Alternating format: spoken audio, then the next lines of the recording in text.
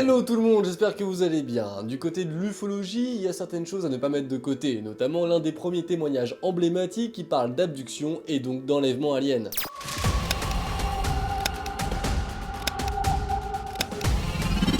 Antonio Villas-Boas est un jeune fermier de 23 ans au moment des faits quand il se fera enlever. Tous les sites décrivent qu'à cette période-là, il fait beaucoup trop chaud la journée et que par conséquent, il va travailler la nuit avec son tracteur dans les champs. Nous sommes donc dans la nuit du 16 octobre 1957 quand notre cher Antonio va faire l'observation d'une sorte d'étoile rouge, en tout cas ce qu'il distingue comme telle au loin dans le ciel, se rapprocher de plus en plus de lui. Il va trouver ça assez étrange, et plus elle se rapproche, du coup plus elle grossit, et plus il va pouvoir la distinguer. Ce serait donc pour lui une sorte d'engin ovale qui diffuserait une lumière rouge devant l'objet, et qui va essayer de déplier 3 pattes pour pouvoir atterrir. Là, notre jeune fermier va prendre peur, monter dans son tracteur et essayer de fuir. Le problème, c'est que le tracteur va s'arrêter net, comme si quelqu'un avait coupé le contact ou retiré les clés. À ce moment précis, il va donc décider de descendre du tracteur vu qu'il est hors service, et de continuer la fuite à pied. Mais un alien va le saisir, et du coup va le ramener avec lui jusqu'au vaisseau spatial en le faisant traîner par terre. À ce moment précis, Antonio va reprendre un petit peu ses esprits et essayer de comprendre qui ils peuvent être et surtout comment est-ce qu'ils sont faits.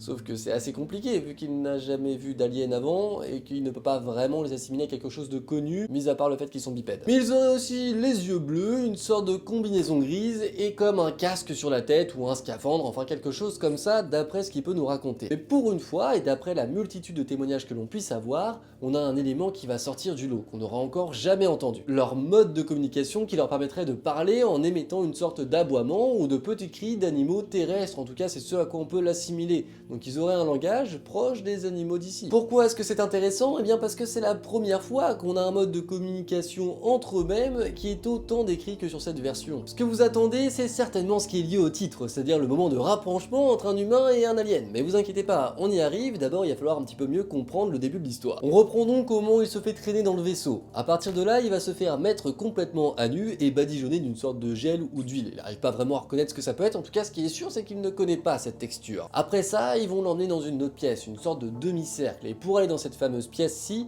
il va falloir passer par une sorte de porte.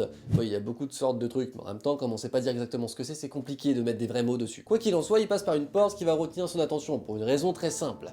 Il y aurait des grands symboles d'inscrits ou de gravés autour, qui seraient sur une couleur rougeâtre. Il va donc les redessiner, même si aujourd'hui on ne saurait pas les traduire. Ce qui est sûr, c'est que la pièce dans laquelle il va rentrer va clairement retenir son attention, pour une raison très simple, il va y passer un très mauvais moment. Dire que c'est l'endroit où ils vont lui faire des prélèvements. Mais pas un endroit basique, comme nous les humains on aurait l'idée. C'est-à-dire que nous on fait une prise de sang, pas de problème, on va prendre au niveau du bras par exemple. Là non, là ils vont lui prendre au niveau du menton. Ouais, et vous allez voir, le menton c'est un élément qui va revenir souvent dans la vidéo, on va en parler un peu plus tard, c'est à retenir. Après ça, notre cher Antonio va continuer son petit room tour, sa petite visite du vaisseau. Ils vont l'emmener dans une pièce dans laquelle il va rester enfermé pendant environ 30 minutes en tout cas. D'après lui, c'est très dur d'avoir une estimation temporelle réelle étant donné qu'il n'a aucun repère temporel là-bas. Soit dit en passant, il va se sentir très mal dans cette pièce, comme s'il était terriblement malade. Et pour une raison très simple, il va finalement se rendre compte qu'ils ont émis une sorte de gaz dans cette pièce qu'il est en train de respirer et inhaler depuis le départ. Après ça, un autre alien va venir le chercher et le délivrer de cet endroit pour l'emmener dans une autre pièce qui ressemblerait à une chambre. Ce que je vous ai pas dit, c'est que cet alien, non seulement ressemble à un type d'alien féminin,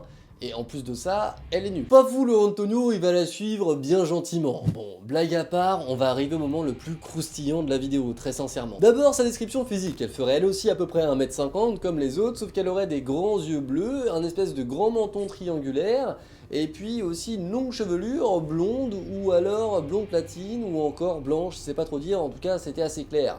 Malgré ça, sa pilosité était rouge vive. Ok stop, n'hésitez surtout pas à liker, commenter la vidéo et surtout à vous abonner à la chaîne en activant la petite cloche, ça apporte un soutien phénoménal et ça me permet de pouvoir continuer les vidéos. Je vous remercie et je vous laisse avec la suite de la vidéo. Là visiblement, il dit qu'il est mais alors très attiré par elle assez bizarrement. Et arriva ce qui devait arriver, un rapprochement physique partagé on va dire. Après leur partage mutuel d'un instant certainement très intense, elle va caresser son ventre, puis montrer l'humain du doigt, c'est-à-dire Antonio, puis pointer son doigt cette fois vers le ciel. Et notre Antonio qui commence visiblement à assez bien s'acclimater à ce nouvel environnement va émettre une thèse, une théorie de traduction, en expliquant simplement que pour lui ce serait la traduction qu'elle veut aller élever leur enfant là-haut dans le ciel. Et puis maintenant vous êtes habitués, vous me connaissez, je donne toujours des petites anecdotes un petit peu croustillantes et cette fois il y en en a encore une.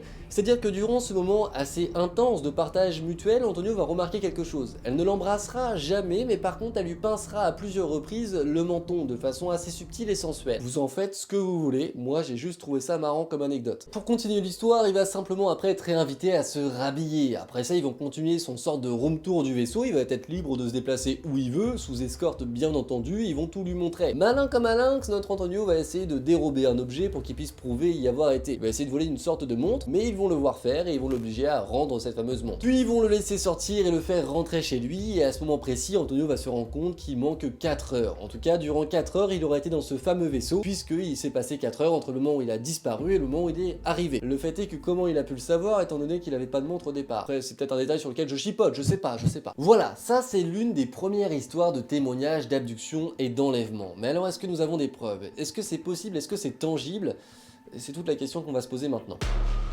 Malheureusement, non, nous n'avons aucune preuve. Et encore plus que ça, on peut lire sur la page Wikipédia du coup de ce fameux homme, de Antonio, que dans un numéro du magazine Ocluzello, qui est du coup un magazine qui recense notamment des histoires comme celle-ci, il y en a une qui a été postée peu de temps avant son abduction, qui raconte plus ou moins la même chose, et certains spécialistes font le rapprochement entre cette histoire de magazine et le mélange avec l'histoire de George Adamski, qui a aussi lui vécu une abduction, dont j'ai déjà parlé dans la vidéo des Vénusiens si vous voulez aller voir. Alors, est-ce que c'est vraiment un mélange de ces deux histoires? J'en sais rien, mais visiblement, ça y ressemble pas mal. Mais comment expliquer le fait que ce rapprochement entre ce magazine, Adamski et Antonio se fait des années après? Eh bien, nous sommes dans une campagne du Brésil, c'est-à-dire que les agriculteurs n'ont pas forcément malheureusement l'accès à la connaissance, à la culture et surtout à l'école, et par conséquent à la lecture. C'est très important de le signifier, c'est-à-dire que très peu de personnes à l'époque pouvaient se permettre de pouvoir lire ce magazine. Par conséquent, ils ne pouvaient pas être informés de précédents témoignages qui racontaient plus ou moins la même chose. D'autant que Antonio avait un tracteur, ce qui veut dire qu'il était plutôt aisé pour un agriculteur, et en plus de ça, juste après, il réussira ses études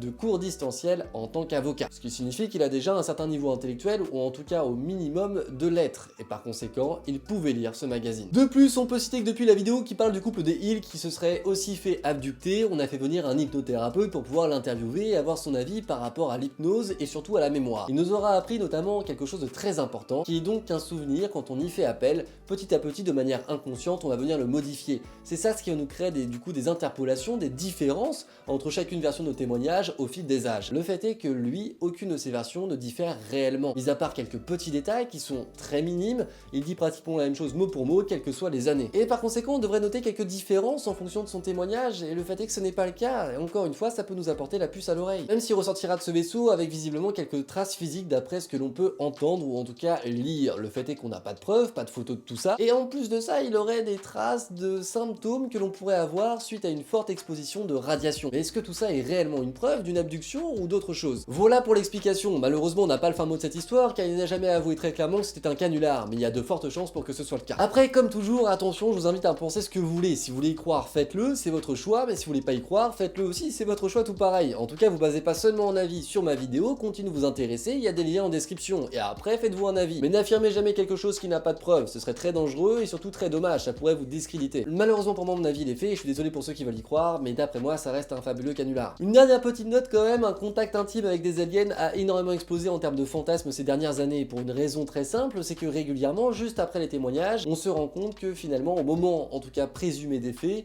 il serait sous l'emprise de psychotropes. Cependant, je dis pas que pour Antonio c'était le cas, hein, calmez-vous. En tout cas, j'espère que cette vidéo vous aura plu, si c'est le cas, je vous dis à la semaine prochaine pour de nouvelles vidéos. Ciao tout le monde, bye!